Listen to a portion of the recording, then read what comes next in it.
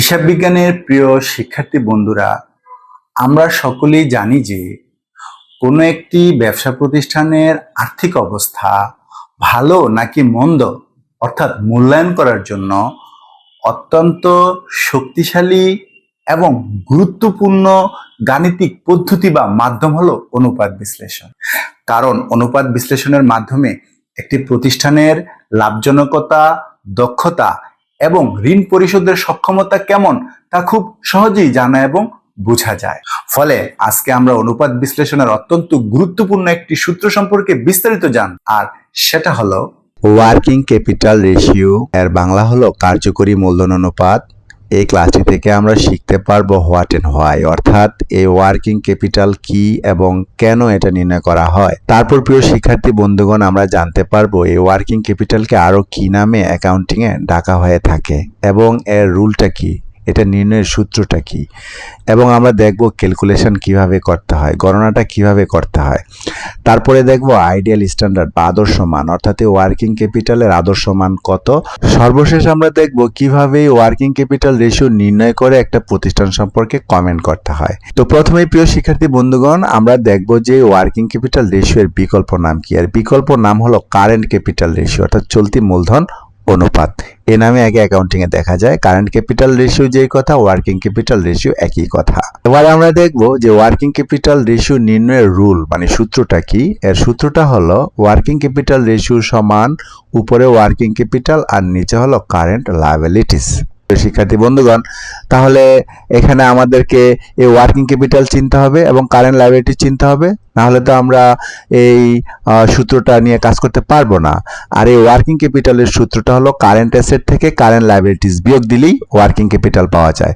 দেখো, যেহেতু current asset থেকে কারেন্ট লায়াবিলিটিস বাদ দিয়ে আমাদেরকে ওয়ার্কিং ক্যাপিটাল বের করতে হবে, তার মানে কি আমাদেরকে এখন কারেন্ট অ্যাসেট এবং কারেন্ট লায়াবিলিটিস চিনতে হবে, নাহলে তো আমরা কাজ করতে পারবো না। আর কারেন্ট লায়াবিলিটিস তো কারেন্ট লায়াবিলিটিসই। দেখো, তার মানে আমরা যদি ওয়ার্কিং ক্যাপিটাল রেশিও নির্ণয় করতে চাই, আমাদেরকে current asset and current liabilities চিনতে হবে। আর এটা নিয়ে আমার অনেক চমৎকার ক্লাস আছে চ্যানেলে, তোমরা দেখে নাও। সম্পদের প্লেলিস্টও পাবে, আবার এই রেশিও অ্যানালাইসিসের প্লেলিস্টও পাবে। তোমরা দেখলে অনেক উপকৃত হবে এবং ভালো লাগবে, সহজেই কারেন্ট অ্যাসেট এবং কারেন্ট লায়াবিলিটিস নির্ণয় করতে পারবে। এবার আমরা দেখব কিভাবে কারেন্ট ক্যাপিটাল রেশিওটার ক্যালকুলেশন মানে গণনা কার্যটা করতে হয়। এর সূত্রটা আমরা জানি যে ওয়ার্কিং ক্যাপিটাল রেশিও সমান working capital by current liabilities. মনে করো কোন একটা প্রতিষ্ঠানের ওয়ার্কিং ক্যাপিটাল হলো 40 টাকা এবং কারেন্ট লায়াবিলিটিস হলো 40 টাকা। একে ঐকিক নিয়মে কাটাকাটি করে একটা ফলাফল বের করতে হবে। তো এই কাটাকাটির নিয়মটা হলো নিচে 1 বানাতে হবে। তো 40 কে 40 দিয়ে ভাগ করলেই 1 হয়। আবার যেহেতু এটাকে 40 দিয়ে ভাগ করেছি, উপরেরটাকেও 40 দিয়ে ভাগ করতে হবে, এখানেও 1 হবে। আর এটাকে লেখা যায় 1:1। এই যে ওয়ার্কিং ক্যাপিটাল রেশিও সমান 1:1, এটাই হলো ফলাফল। প্রিয় শিক্ষার্থী বন্ধুগণ, কিভাবে ওয়ার্কিং ক্যাপিটাল এবং কারেন্ট লায়াবিলিটিস বের করতে হয়, গণনা করতে হয়, আমি কিছুক্ষণ আগেই বলেছি। এই নিয়ে ক্লাস আছে আমার চ্যানেলে, তোমরা দেখে নাও। এখানে দেখালে অনেক সময় লাগবে, লেকচারটা বড় হয়ে যাবে, তাই আমি দেখালাম না আর কি। এবার দেখবো ওয়ার্কিং ক্যাপিটালের আদর্শ মান কত, আইডিয়াল স্ট্যান্ডার্ড। তো প্রিয় শিক্ষার্থী বন্ধুগণ, এর আদর্শ মান হলো 1:1। এটা দ্বারা কি বুঝায়, চলো আমরা একটু বুঝি। তো এই ওয়ার্কিং ক্যাপিটাল রেশিওর সূত্রটা কিন্তু এরকম, ওয়ার্কিং ক্যাপিটাল রেশিও সমান working capital by current liabilities. মনে করো কোন একটা প্রতিষ্ঠানের ওয়ার্কিং ক্যাপিটাল 40 টাকা, কারেন্ট লায়াবিলিটিস হলো 40 টাকা। একে ঐকিক নিয়মে কাটাকাটি করে একটা ফলাফল বের করি আমরা। আর এই কাটাকাটির সিস্টেম হলো নিচে 1 বানাতে হবে। তো 40 কে 40 দিয়ে ভাগ করলে 1 হয়। আবার উপরের 40 কেও 40 দিয়ে ভাগ করতে হবে, সেটা 1ই হবে। এখন খেয়াল করো একটা জিনিস, আমরা যে অঙ্কটা করলাম তার ফলাফল 1:1, আবার আইডিয়াল স্ট্যান্ডার্ডও 1:1। এর মানে হলো যে 1 টাকা কারেন্ট লায়াবিলিটিসের বিপরীতে যদি 1 টাকা ওয়ার্কিং ক্যাপিটাল থাকে, তাহলে প্রতিষ্ঠানটা ভালো নির্দেশ করে। অর্থাৎ 1 টাকা চলতি দায়ের বিপরীতে 1 টাকা কার্যকরী মূলধন থাকা ভালো, এটা প্রতিষ্ঠানের জন্য ভালো।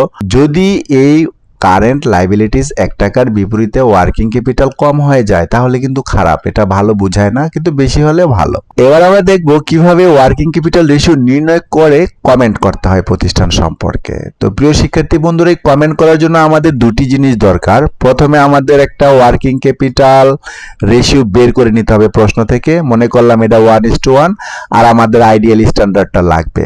প্রাপ্ত ফলাফল এবং আইডিয়াল স্ট্যান্ডার্ড কম্পেয়ার করে কিন্তু আমাদের এই কমেন্টটা করতে হবে। তো আইডিয়াল স্ট্যান্ডার্ড আছে 1:1, তো প্রাপ্ত ফলাফলটা কমও হতে পারে, বেশি হতে পারে, সমানও হতে পারে। তো এই কমেন্ট করার ক্ষেত্রে কম না বেশি এটা একটু খেয়াল করতে হবে।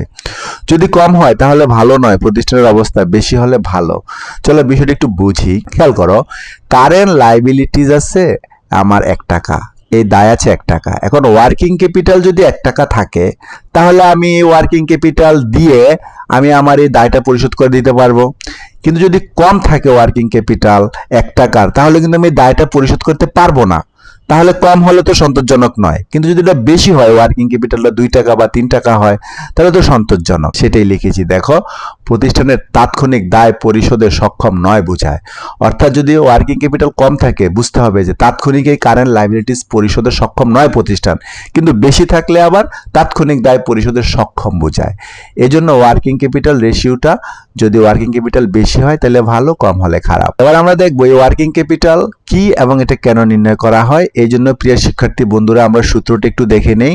মনে করো কোন একটা প্রশ্ন থেকে আমরা ওয়ার্কিং ক্যাপিটাল রেশিও বের করলাম 1:1, আদর্শ মানটা একটু জেনে নেই। আদর্শ মানটাও 1:1। এখন প্রিয় শিক্ষার্থী বন্ধুগণ, এই আদর্শ মান এবং প্রাপ্ত ফলাফল এই দুইটা আমরা অ্যানালাইসিস করে এটা কি এবং কেন নির্ণয় করা হয় বুঝবো। খেয়াল করো, ওয়ার্কিং ক্যাপিটাল রেশিওটা হলো যে আমার কারেন্ট লাইবিলিটি যদি 1 টাকা থাকে আর এটা পরিশোধের জন্য মূলধনও যদি আমার 1 টাকা থাকে তাহলে ভালো, কম থাকলে খারাপ, বেশি থাকলে আরো ভালো। এ থেকে বোঝা যায় যে এই যে কারেন্ট লাইবিলিটিস এর দায়টা আমি পরিশোধ করতে সক্ষম কিনা এটা জানার জন্যই কিন্তু ওয়ার্কিং ক্যাপিটাল রেশিওটা নির্ণয় করা হয়।